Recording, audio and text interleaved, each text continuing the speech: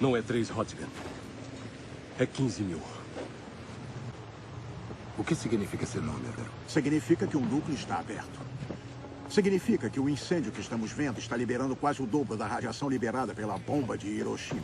E isso no período de 1 hora, hora após hora. 20 horas desde a explosão. Já liberou quase 40 bombas até agora. Mais 48 amanhã. E não vai parar. Não em 1 semana, não em 1 mês. Vai queimar e espalhar seu veneno até todo o continente estar morto.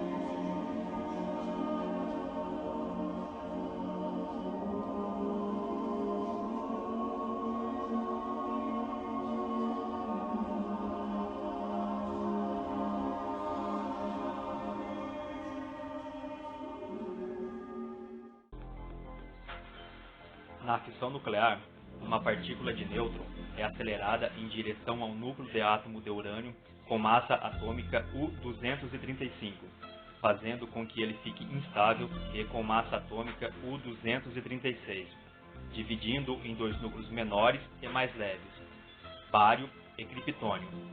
Com a divisão do núcleo, há uma liberação de energia de ligação nuclear, radiação gama e mais 2 nêutrons, que por sua vez irão de encontro com novos núcleos atômicos, desintegrando-os novamente em energia, radiação e outros nêutrons, que seguirão o mesmo caminho, causando uma reação em cadeia. O acidente de Chernobyl ocorreu devido à falha humana. Os operadores quebraram vários protocolos de segurança e também ele tinha um grave erro de projeto.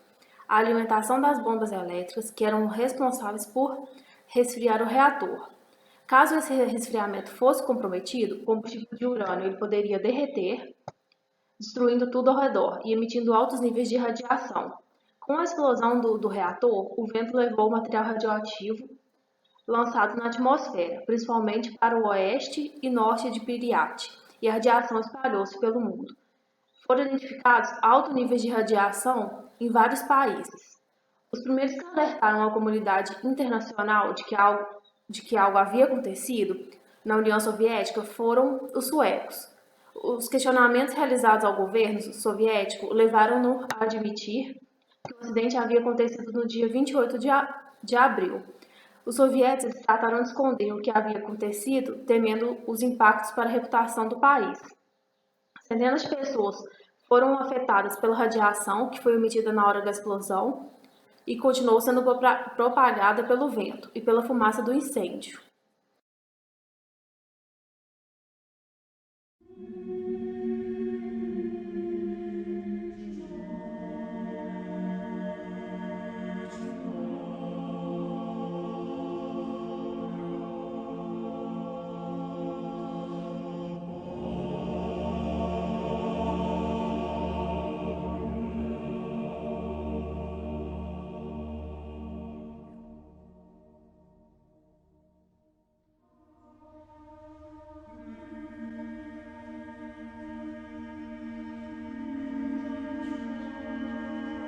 Desde a descoberta da radiação, mais de um século de pesquisa tem fornecido grande conhecimento sobre o assunto. Muito já se descobriu acerca dos mecanismos biológicos pelos quais a radiação pode afetar o corpo humano. Sabe-se que a radiação pode produzir efeitos em nível celular, causando sua morte ou modificação, devido aos danos causados nas fitas do ácido desoxirribonucleico, o DNA de um cromossomo. Quando o número de células afetadas ou até mesmo mortas for grande o suficiente, a radiação poderá resultar na disfunção ou morte dos órgãos atingidos. Outra influência da radiação sobre o DNA são os danos que não causam a morte celular. Esses tipos de danos são normalmente reparados por inteiro, mas caso isso não ocorra, a modificação resultante, conhecida como mutação celular, causará reflexo nas divisões celulares subsequentes. O resultado das mutações é o câncer. A A radiação pode provocar basicamente 2 tipos de danos ao corpo. Um deles é a destruição das células com o calor, e o outro consiste numa ionização, que é a divisão das células. O calor emitido pela radiação é tão forte que pode queimar bem mais que a exposição prolongada ao sol. Portanto, um contato com partículas radioativas pode deixar a pele do indivíduo totalmente danificada, uma vez que as células não resistem ao calor emitido pela reação. A ionização e fragmentação implicam em problemas de mutação genética durante a gestação de fetos, que nascem prematuramente ou quando, dentro do período de 9 meses, nascem com graves problemas de má formação. Quimicamente falando, seria assim: as partículas radioativas têm alta energia cinética, ou seja, se movimentam rapidamente. Quando tais partículas atingem as células dentro do corpo, elas provocam a ionização celular. Células transformadas em íons podem remover elétrons, portanto, a ionização enfraquece as ligações. E o resultado? Células modificadas e, consequentemente, mutações genéticas. A probabilidade de ocorrência de um câncer provocado pela radiação depende do número de clones de células modificadas no tecido ou órgão, uma vez que depende da sobrevivência de pelo menos um deles para garantir a progressão. O período de aparecimento, detecção do câncer após a exposição pode chegar até 40 anos. No caso da leucemia, a frequência passa por um máximo entre 5 e 7 anos, com período de latência de 2 anos.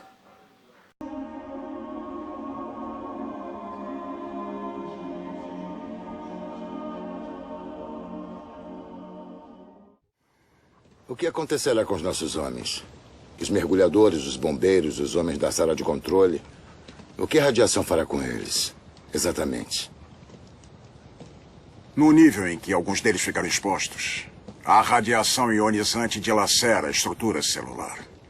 A pele fica empolada, avermelhada, depois escurece. Isso é seguido de um período latente. Os efeitos imediatos vão retroceder, o paciente aparentará estar recuperado. Até saudável, mas não está. Isso geralmente dura 1 ou 2 dias. Depois, os danos celulares começam a se manifestar. A medula óssea morre. O sistema imunológico falha. Os órgãos e o tecido macio começarão a se decompor. As artérias e as veias vão vazar como peneiras, chegando ao ponto em que não se poderá usar morfina para a dor, o que é inimaginável. E aí, em 3 dias a 3 semanas, eles morrerão. É isso que acontecerá com esses homens.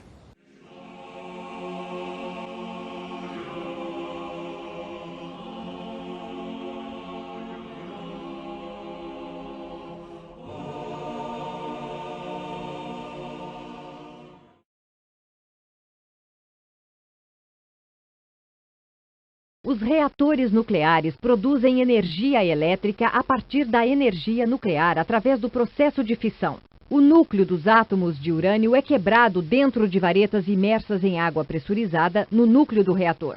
A liberação de energia aquece a água a 325 graus.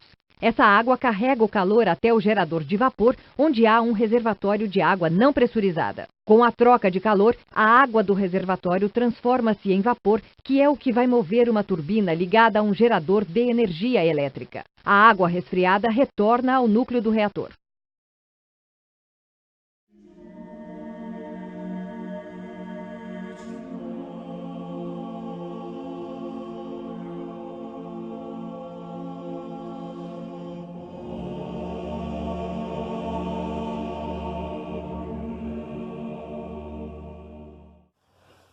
Apesar de ter tido menor proporção no uso de geração de energia elétrica na Ucrânia, a implantação da energia nuclear no país possibilitou a ocorrência de consequências gravíssimas não só na questão ambiental, cujos efeitos se alastram não só na Europa, também no restante do mundo, como também com fortes abalos nas relações políticas, econômicas, sociais e diplomáticas da Ucrânia e da União Soviética em relação aos países do mundo, e outros países do mundo, culminando com o fim da URSS e também com organizações de protestos contra o uso da energia nuclear no país.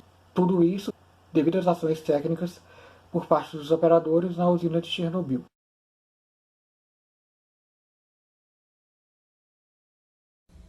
Diferentemente das demais guerras, no caso de Chernobyl, não houve vencedor para contar a história. o mundo inteiro perdeu.